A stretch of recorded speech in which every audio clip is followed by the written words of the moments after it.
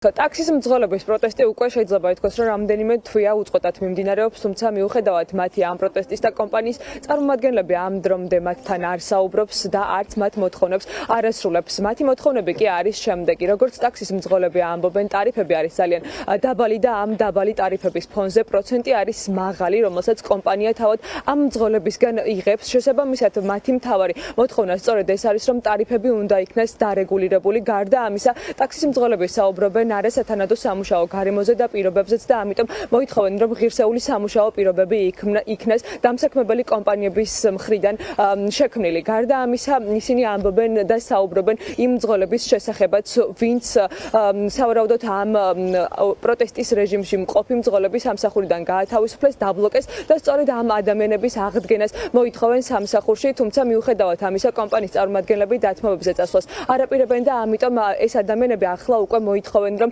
სახელმწიფო დონეზე იქნას ეს საკითხი გადაწყვეტილი და ჩაებას ამ საქმეში, მაგალითად თბილისის მერიაც, რომლებიც დაარეგულირებენ ტარიფებს და შექმნიან შესაბამის რეგულაციებს, რომლითაც ეს ტარიფები დარეგულირდება და ამიტომ ეს ადამიანები უწყვეტად იკრიბებიან რესპუბლიკის მოედანზე, შემდეგ უკვე მიდიან აეროპორტისკენ, სადაც აპლიკაციებს თიშავენ, შესასვლელებს კეტავენ იმისთვის, რომ ერთგვარი დისკომფორტი შეუქმნან კომპანიას და ასე აიძულონ, რომ მათი მოთხოვნები შეასრულონ. Alam bolo dros, boltidan გამომდინარე ფასები ძალიან დააგდო. ისეთი ფასებია დღესდღეობით.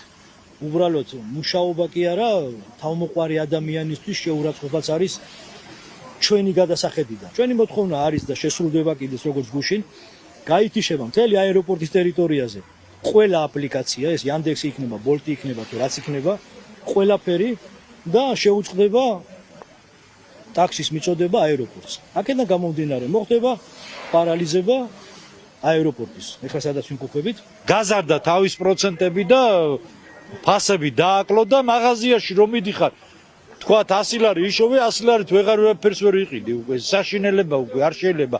მართლა მონები გაგხვდეს ეს აპლიკაციებმა რა.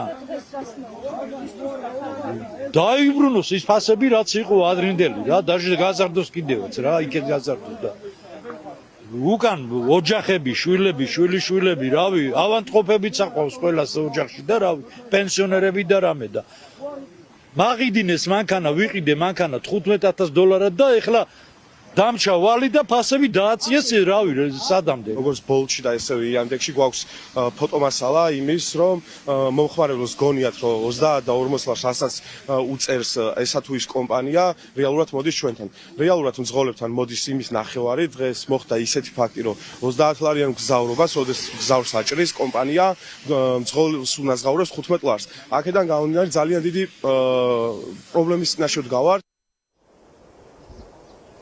ტაქსის მძღოლები პროტესტის გაგრძელებას პერმანენტულ რეჟიმში აპირებენ და ისინი არ გამორიცხავენ იმას, რომ არა მხოლოდ აეროპორტის შესასვლელების პარალიზება მოახდინონ, არამედ თბილისის ქუჩებიც გადაკეტონ.